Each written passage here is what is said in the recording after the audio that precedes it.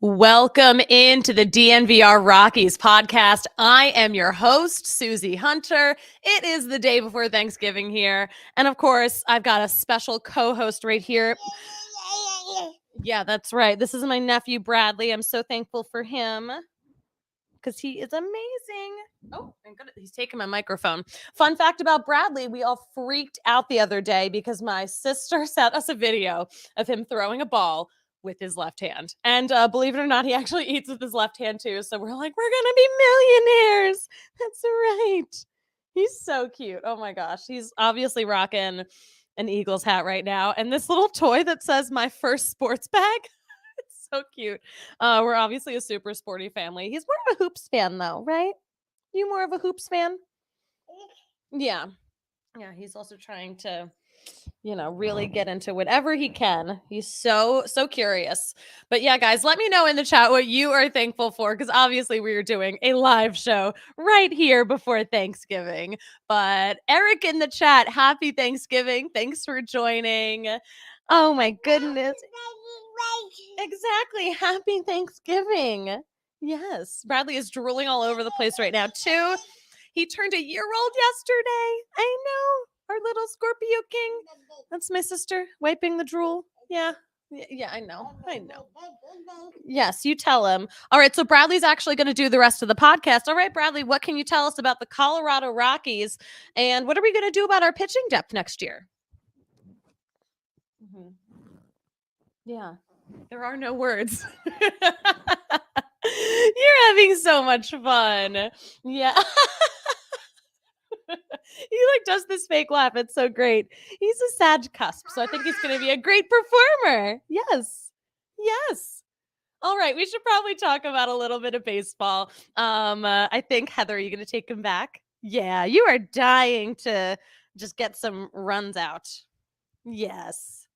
Oh, Bradley, thank you. Thank you, Heather. Thank you, my mom. They were his handlers for this. I think that's his first official media appearance. Yeah, that was his first official appearance on a live show. So pretty exciting stuff. All right, guys, we are going to talk about some actual baseball stuff now that we've, met future pitcher Bradley Friesman.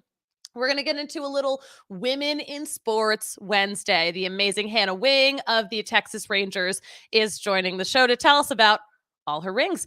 Ichiro still got it. He, at least has it against high school athletes. We'll get joining more the into pod that now too. is Hannah Wing. She is the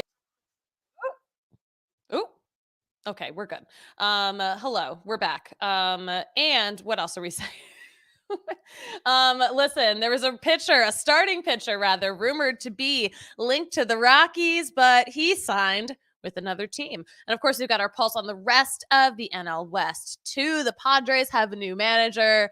And listen, it is the first day of Sagittarius season. We have to shout out the Sagittarius birthdays coming up in the Rockies organization. Jake Bird, Austin Gomber. His birthday's actually tomorrow on Thanksgiving, the earliest Thanksgiving can be in any given year. Justin Lawrence, his birthday is on Saturday. Ryan McMahon has a December birthday. Zach Bean has a December birthday. So Sagittarius season is a big season for some of our favorite Colorado Rockies. Listen, we are light on Rockies news today, but we're going to talk a little bit about, Max Scherzer and how he blames the pitch clock for a lot of the pitcher injuries, or the increase in pitcher injuries rather, that we've seen this past season. He said, quote, "When you make the game go faster, your form just gets fatigued faster." Now, keep in mind, Max Scherzer was also the guy who was like, I am manipulating the pitch clock so it can work for me. Like, he was like rushing batters, but he's such a pro. And he's also a little insane in a very good way, in a very competitive way. But, I think he's got a point here, especially because we saw so many pitcher injuries in the Rockies organization this year. I mean, let's talk about I mean, is it the elevation? Does the elevation somehow make that effect worse? Or is it a coincidence? I mean, there were 4 Rockies that had Tommy John like the same week from the same surgeon. 5 Rockies had Tommy John like all this season. So that's a lot. That's alarming. But we aren't the only team that saw a ridiculous amount of pitcher injuries, by the way. I know the Dodgers did not quite have the rotation that they thought they were going to have. Dodgers fans are very loud about it. We should be loud too. But the weird thing is, so we've, maybe seen an increase in pitcher injuries. We got to look at the numbers really. But Rob Manfred actually wants to reduce the number of pitchers on a major league roster because he wants starters to go later into the game. He wants to encourage teams to have starters that can go later in the game. Meanwhile, we just changed the way major leaguers pitch. So it's like, how many changes are too many in a short period of time? This feels like a lot. I know we're all used to the world moving fast, but baseball does not move fast. Baseball does not make a lot of big changes all the time. It's very rare. And I think that we might be doing a little too much. So I'm kind of I'm with him there. Will in the chat, Padres poverty franchise. No, we apologized for saying that because they went all in because Peter Seidler, their late owner, was going all in because he knew, or maybe had a feeling it was the end. I don't know. That's what we've heard anecdotally. Eric, thoughts on the pitch clock? I'm in favor of it. I mean, I'm totally in favor of the pitch clock, but if it's destroying pitchers' arms, we got to really talk about it. We got to tweak it. But I think overall, like as a person watching the game, either like if I'm watching as a member of the press or if I'm watching as a spectator, the pitch clock is a huge win. And I know a lot of other people are a little frustrated with the pitch clock in terms of being a spectator because you get up to get one concession. You might miss a whole inning. I will say I missed an inning and a half once at a Rockies game this year because I went in the nacho line. I dared to go in the nacho line, like on the upper deck, by the way, not the 1 in 110 like I always go to. But that took forever. It took me an inning and a half. It was too much. Eric wants to know, what's a poverty franchise? A poverty franchise is a team that is broke no matter how much they try to not act like they're broke. That's a poverty franchise. Or maybe they just act broke and they are broke. Yeah. Oh, yeah. Will Carpenter added they tried to borrow $100 million to make payroll, but MLB only let them borrow $50 million. Yes. And that was late owner Peter Seidler's big last ride. That was it. So yeah, guys, you caught the vibe. We are talking about the pitch clock. We are talking about the ramifications of making this big change when pitchers were trained their whole lives to just pitch a certain way. Pitchers who've been in the minor leagues these past couple of years, they are, probably more used to the pitch clock. They've had the pitch clock for a lot longer in the minors. But at the same time, when you've got pitchers like Germán Marquez, Antonio Senzatella, who did not have the pitch clock like that in the minors, it's totally different. And of course, we saw Germán Marquez, he came into spring training, injured that elbow, went on the IL, and then came back off the IL, and then needed Tommy John. Antonio Senzatella came off the IL after ACL surgery, came back to an MLB world where there is a pitch clock. He too needed Tommy John. So all of these, that's 2 big pitchers of ours that we desperately needed. So the fact that they all of a sudden need Tommy John the first season of the pitch clock, it definitely makes you wonder. But then also, in the Rockies organization, 3 other top pitching prospects had to get Tommy John. These were the guys who got Tommy John the same week as Antonio Senzatella. So Gabriel Hughes, that big first round pick. So he was put on the IL on July 14th with a partial UCL tear, and then he ended up getting Tommy John. But he was moving up so fast. He was on track. He could have debuted in the 2024 season. He could have debuted this coming season. And now you'd hope he makes a big comeback. I think he will. I would expect that he would. But then also Jackson Cox and Jordy Vargas, both of them were in low A Fresno with the Grizzlies. They also needed Tommy John. So like they all got Tommy John. All four of them got Tommy John basically together. From Texas Rangers head physician, Dr. Keith Meister. So he performed those 4 surgeries. Yeah, but Max Scherzer, is he a reliable source? Of course, Max Scherzer is not. He's not a doctor, not a medical not a medical professional, not a physician. He is not qualified in the medical field, but he's been pitching for a long time. So, I mean, I think we should definitely take into account his anecdotal evidence because he's been in this game for a long time. He will definitely use the pitch clock to his advantage. He also got hurt this season. Or is he trying to avoid the fact, just trying to like dance around the fact that he is getting older? So maybe he's a little blinded by how he sees himself, his own personal experience. Listen, we're not doctors here, but there's also an argument. I don't know. There's an argument, I think, that the pitch clock could be affecting pitchers a little more. And I've heard this anecdotally from more than just Max Scherzer. But listen, this is something that we have to think about because we know more than anyone how desperately the Rockies need arms. And I know we're not the only club who suffered from this season. But speaking of Max Scherzer, we talked to another member of the Texas Rangers family, Hannah Wing. We will air this interview with her in just a second. But first, listen, if it's Thanksgiving and like your relative that hates you runs you over with their car, guess what? You might have to call Backus and Shanker because when Backus and Shanker is here to help when you get hurt. They've been helping those who are seriously injured in Colorado for more than 25 years. It is totally free until they win money in your case. No upfront fee to talk to someone about your case. And you're not paying a dime until they win you money. And they've done it a lot to the tune of more than $1 billion for their clients. And they've got neighborhood offices all over Colorado too. The bottom line, Backus and Shanker helps with all kinds of injuries where you weren't at fault. Car accidents, motorcycles, rideshare pedestrians, trucks. They can even help if you're injured at work. So give them a call at all 2 Lows, 222-2222 to find out if you have a case for free because Backus and Shanker wins. All right. And nothing says football season like the Broncos Country Pale Ale from Breck Brew. Honestly, nothing says holidays to me like Breck Brew. They've got a beer for any occasion. There is no better way to watch a game than to kick back with a nice cold pint glass of Breck. Broncos Country Pale Ale is still the beer of the month at the DNVR bar. It is $6 for a big old pint of that. And it's a new recipe this season too, in case you haven't heard.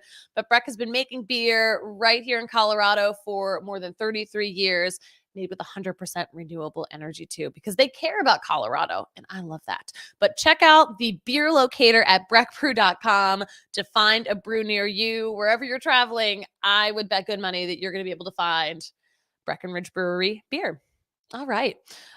We are going to hear from Hannah Wing. The hilarious thing about my interview with Hannah Wing is that I asked her, I was like, all right, you got to look up the Jon Gray befriending a squirrel story. And like, I told her that last time I talked to her, like last year. So I felt like an idiot. I will leave that there. Other than that, guys, I will get to your comments after this. But first, let's chat with Hannah Wing on this little hashtag Women in Sports Wednesday.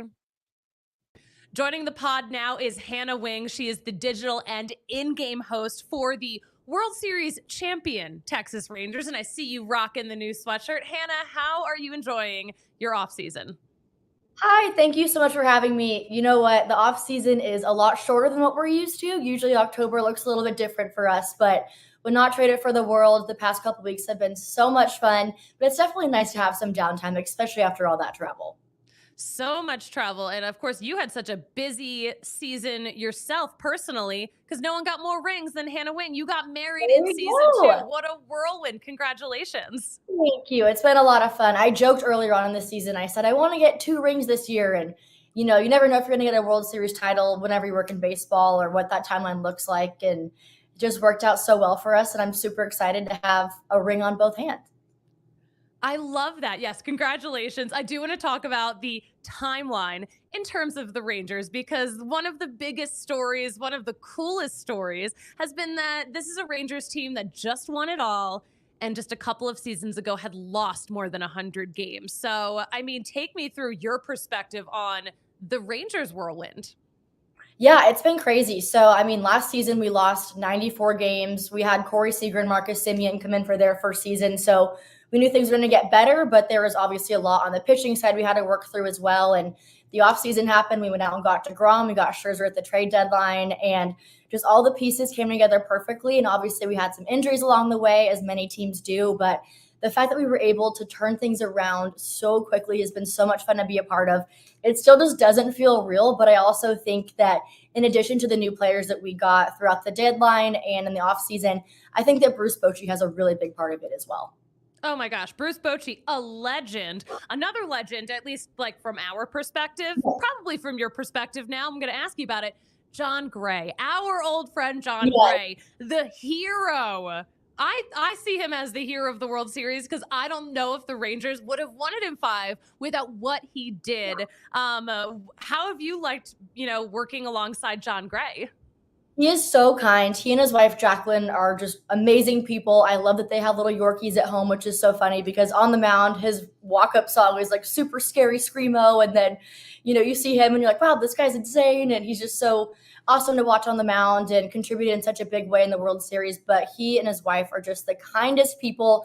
I can always interview him. He never says no. He's so sweet. And I'm just really happy for the performance that he had in Arizona because it just shows the versatility of this pitching staff because obviously he was a starter throughout the season, got hurt, wasn't on a couple of the rosters, and then they brought him back during the ALCS in Houston. And so he had a dominant outing in Arizona, which was so fun to watch. We were all so fired up for him. And I'm just so happy for he and his wife and all the success that they've had this season. They are actually such sweethearts. Like there's the nicest people. You need to, I don't know if you've seen this story. I'll give you a little side project. He and his wife have like a friendship with their neighborhood squirrels from when they lived in Denver. And it's a whole thing. Yes. No, they're awesome. And his wife, Jacqueline, put together, it was for a dog charity or a pet charity in the DFW area. And so they orchestrated a whole photo shoot with all the players and their dogs and made a little doggy calendar. And it was so cute. And I think they sold out or at least came close to selling out. And they brought their Yorkies to the ballpark one day and it was just adorable having them around. And yeah, they're just great people. And I love how much they love animals too. It's really sweet. And I love the squirrel story. It's so funny. Stop. I'm going to cry because I actually miss them. Damn it, Hannah. Oh my gosh, what a season. Also, okay, speaking of Arizona, you guys just won all the road games, all of them. Crazy. Nothing like this has ever happened before in a postseason. What is the secret sauce that made this Rangers team so good on the road? It's so funny you say that because, well, first of all, the fact that all the teams we played spelled road consecutively. So Rays, Orioles, Astros, Diamondbacks, all back-to-back. So it spelled out road perfectly. And that was just like fate, I feel like. And the fact that we won 11 straight on the road was crazy. And I asked a lot of the players about it, and I kind of got mixed answers. But Mitch Garver, our catcher/DH this past season, said it might be the hot dogs. And so I guess they would eat a lot of hot dogs in the visiting clubhouses. And I guess we don't have them in Texas. And so he said it has something to maybe do with the hot dogs that they consume. I heard that they also Postmated or Uber Eats hot dogs to Chase Field in Arizona. I heard that as well, which is interesting. So it might be the hot dogs, but I also think too, it was just a really special and close and tight-knit team overall. I spoke with Travis Jankowski, our outfielder, a couple months ago about this, and he said, on the road, we'll have 26 guys show up to a non-mandatory team dinner. And so it just shows the closeness of this team, how well they all get along. And obviously that chemistry translates onto the field as well.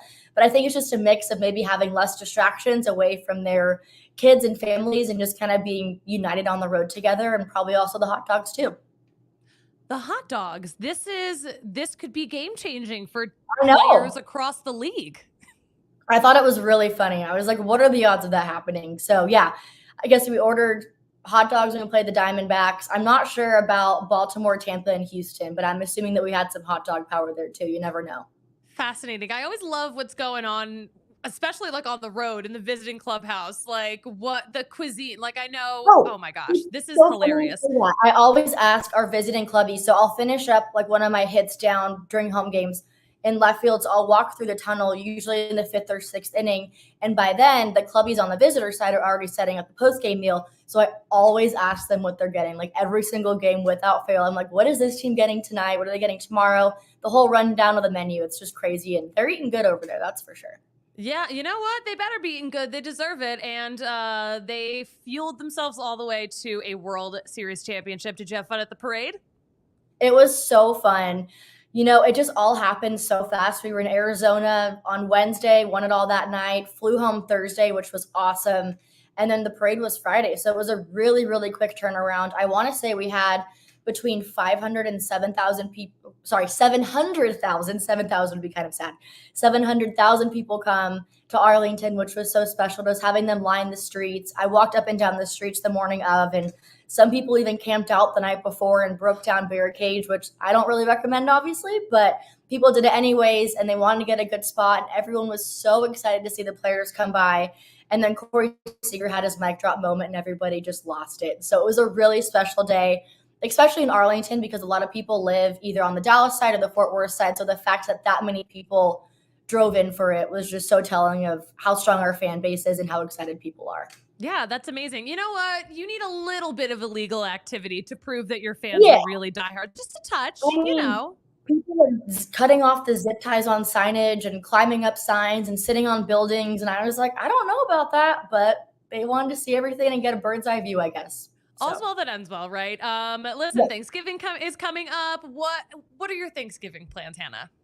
Oh my gosh, I'm so glad you asked. So my husband and his family are all from Houston. So we all know how ALCS Game 7 ended. So I'm going to be wearing all of my World Series merch for the entirety of next week and just rub it in their faces. Because I've been hearing all about this rivalry for years and how Houston came out on top. And so it's going to be a lot of fun. But I'll be in Houston, which is kind of ironic for Thanksgiving with my in-laws. And then I'll be in California for Christmas. But always love some Thanksgiving.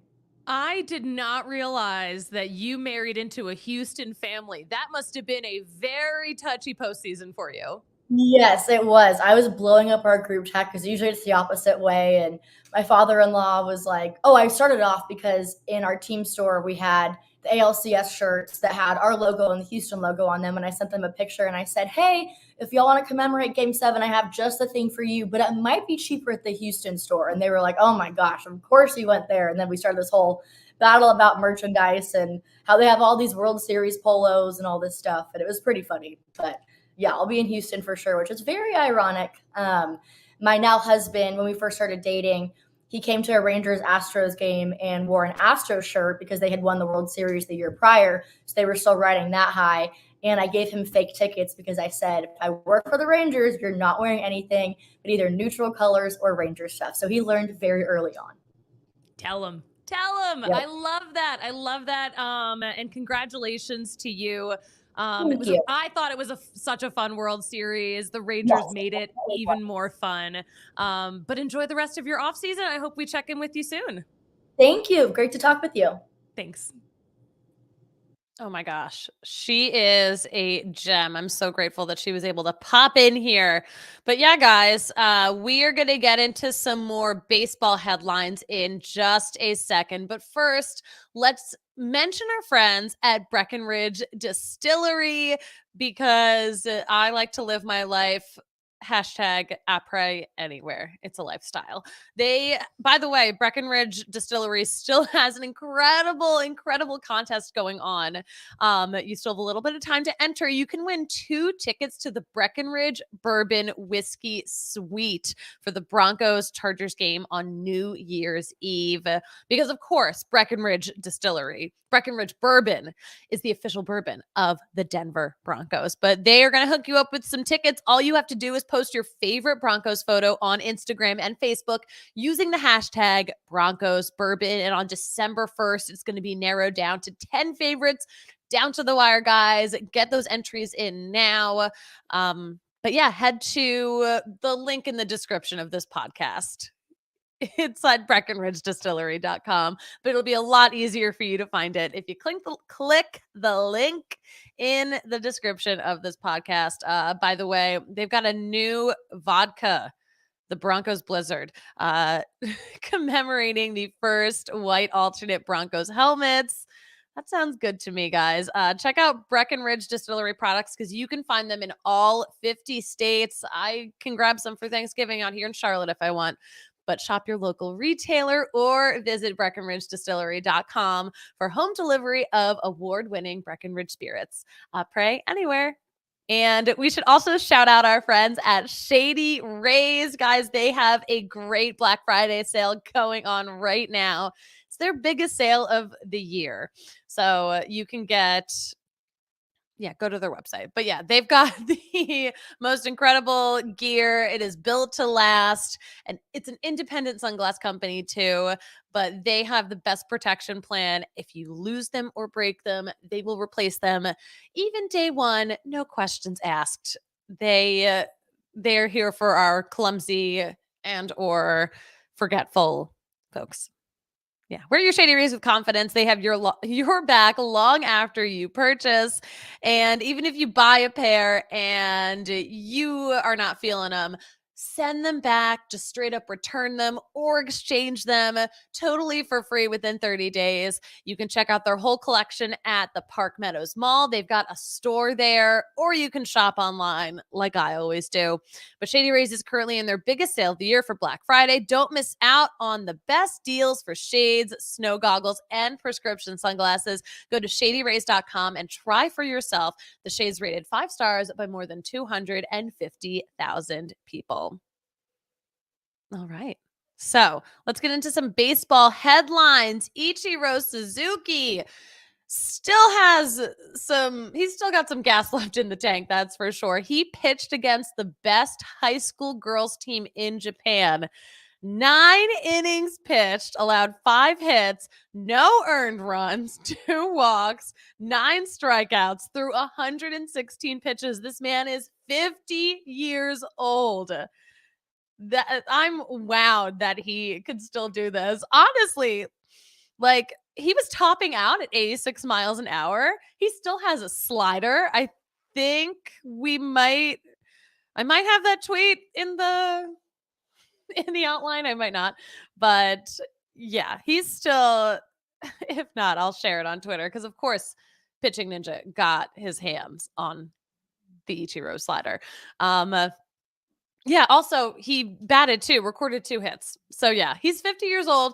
He could honestly be in a bullpen. Like I would take him in the Rockies bullpen if he wanted to come back. That is incredible.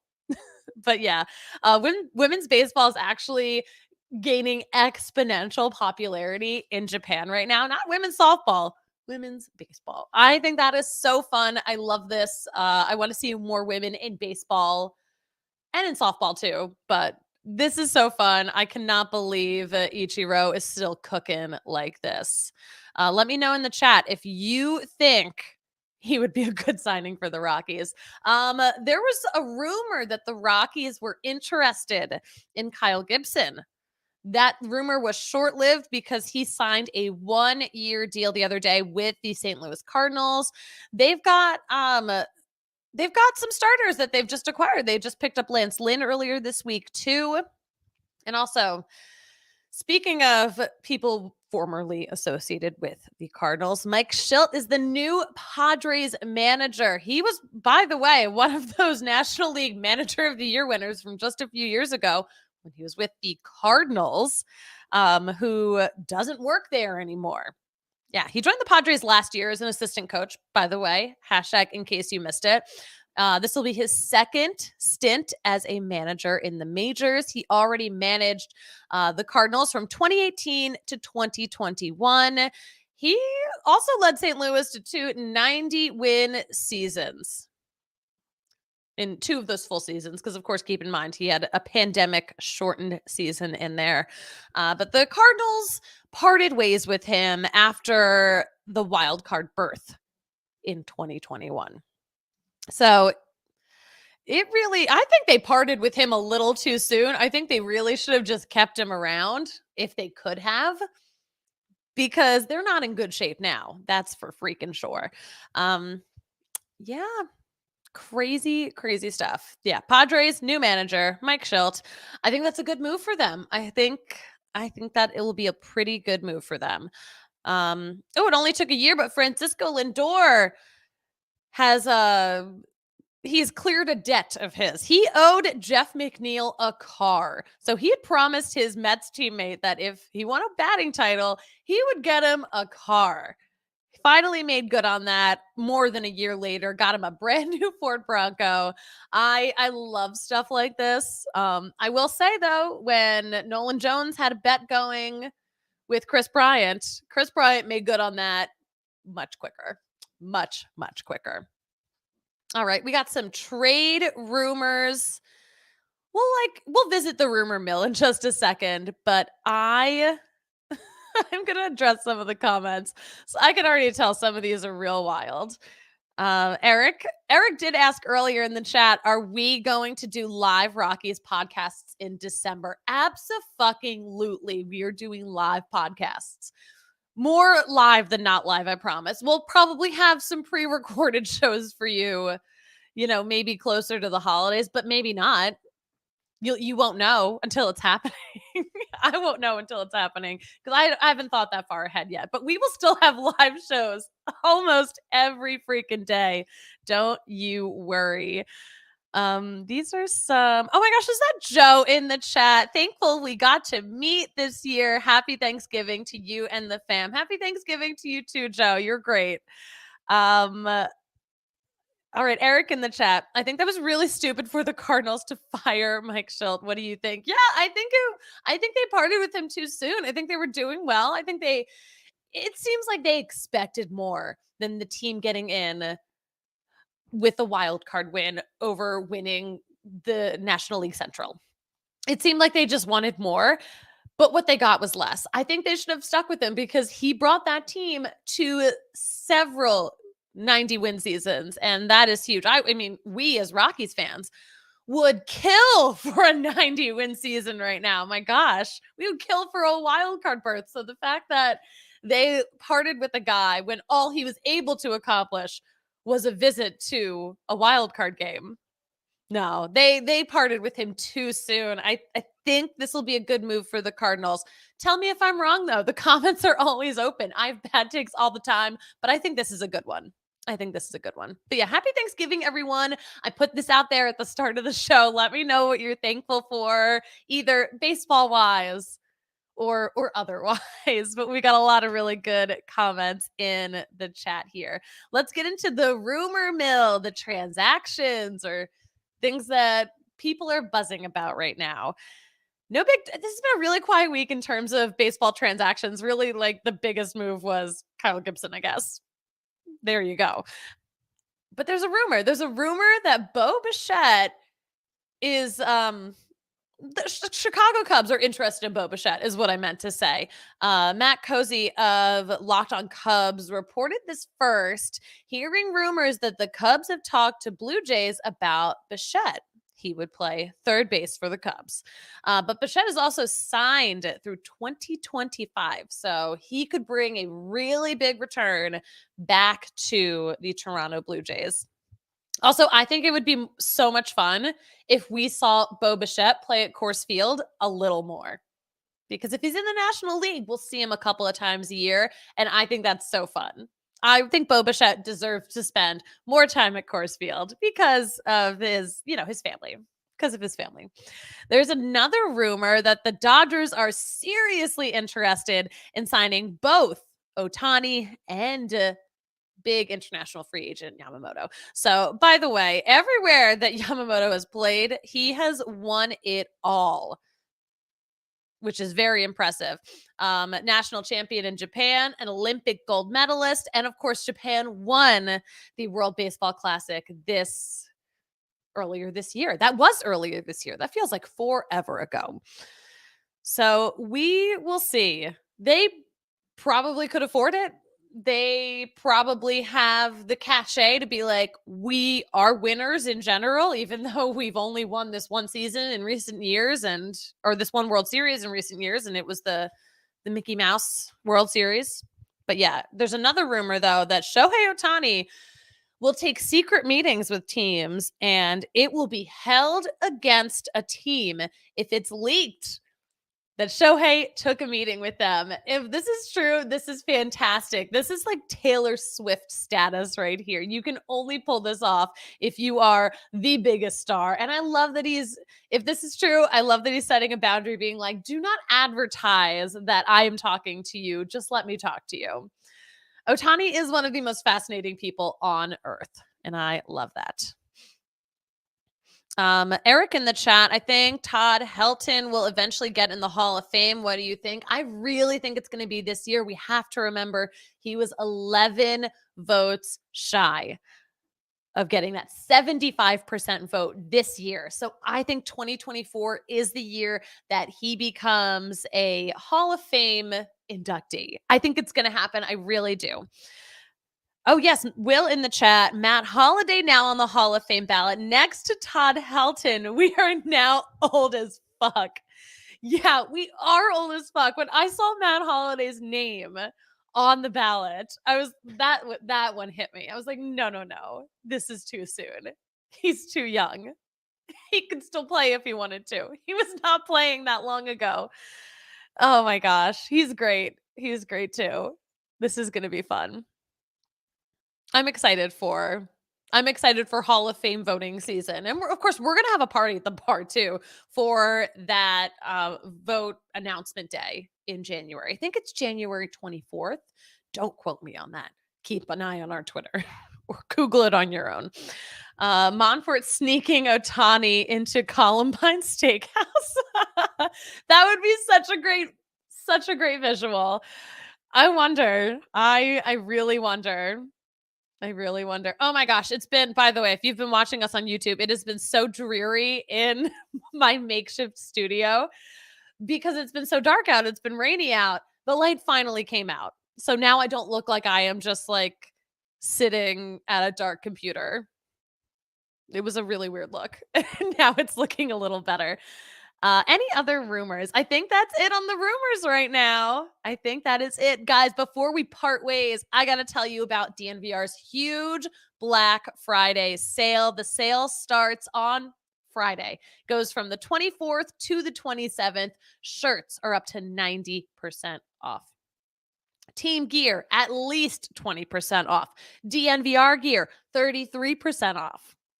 Hats and hoodies, $10 off. And if you spend $75 or more, you will get a $15 gift card that you can either include in the gift or you can keep it for yourself and get yourself some sick gear whenever you want. I think this is such a great deal. Some restrictions apply. There's also some more to it too. So head to DNVRlocker.com, take a peek, start picking stuff out because the sale starts on Friday. All right, guys, I'm so grateful. I'm so grateful that we got to spend a whole Rocky season together. I am so grateful. I am so grateful that I'm not streaming from my parents' basement. James in the chat says, it's okay if you're streaming from your parents' basement. We still love you. It was definitely giving parents' basement in not a good way. No, I'm upstairs. I am in like the nice home office that belongs to my brother-in-law. Because that's where I'm at. I'm at my sister's. If you missed, I feel bad if you joined late because you missed Bradley joining the show, my adorable nephew who just turned a year old yesterday. He had so much to say, and he's also a future lefty pitcher. He's left-handed. We're going to be millionaires. I can't wait. Guys, I am so grateful for all of you. I'm grateful that we get to do this every day with you guys. This is my favorite job that I've ever had, so it's so much fun. Thank you. I love that we get to do this. And I'm grateful for Alyssa, our producer, who is crushing it today. And of course, crushes it for literally everyone else. She is running all of our shows. I'm so grateful. What can I say? But all right.